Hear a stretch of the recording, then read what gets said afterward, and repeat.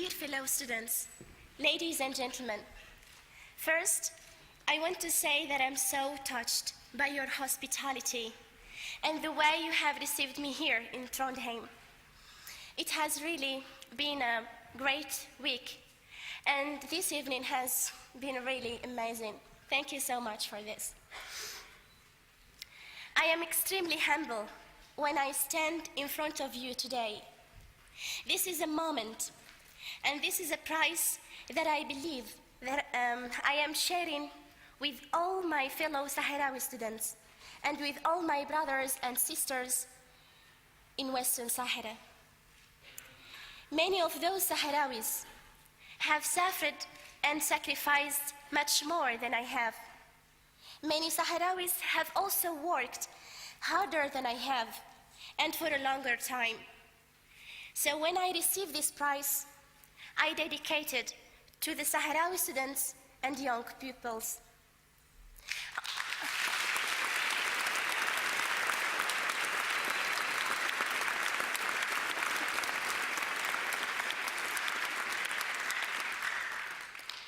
On this occasion, I just want during these next minutes to share with you a very small selection of images of the brave Sahrawis that I am working with. I share prize with them all and with many, many more. It is now 33 years since the colonial power Spain left my home country, Western Sahara. Instead of independence, we were occupied by Morocco. To this day, Morocco has still not established a single university in Western Sahara. For Sahrawis who want to study, we have to travel to Morocco.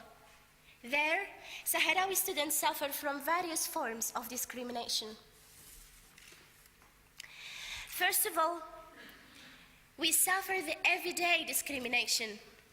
We are a minority, and professors and many Moroccans make fun of our language, which is different from the Moroccan Arabic.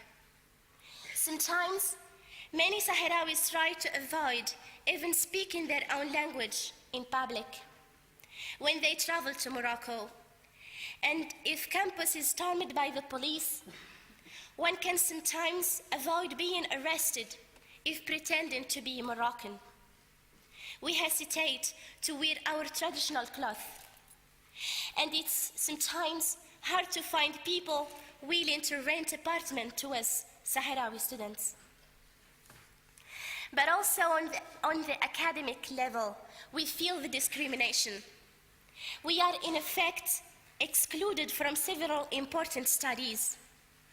Often on oral exams, the Sahrawi students are asked whether Western Sahara is a part of Morocco or not. If you answer wrong, you might fail. Due to the surveillance and obstructions from authorities, we find it impossible to establish our own Sahrawi student union.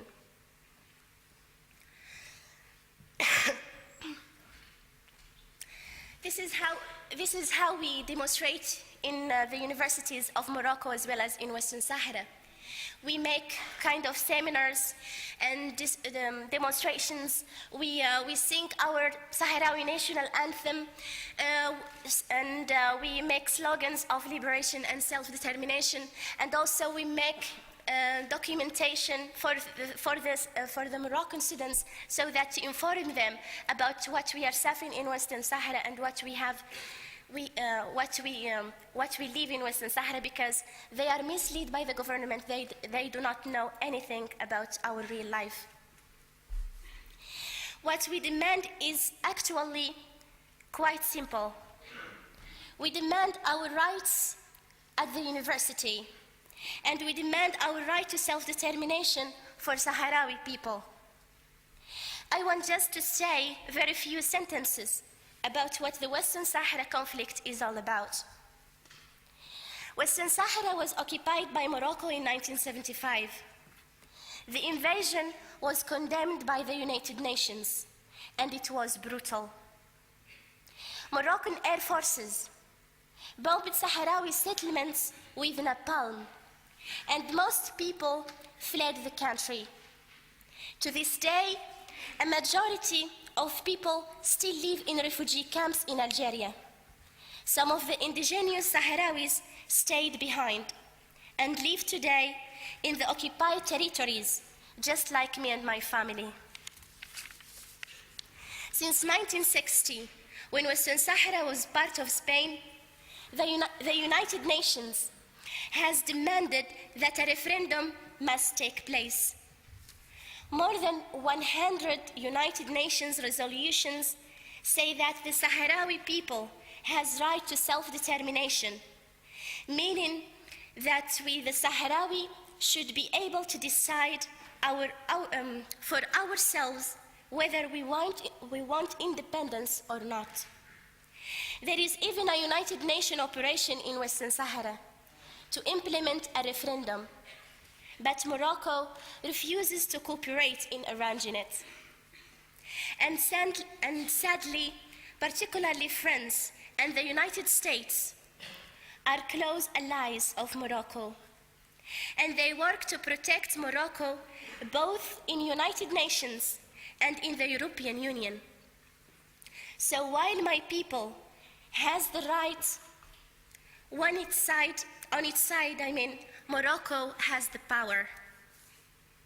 The Sahrawi students choose to work peacefully in defending our rights for the referendum that the United Nations promised us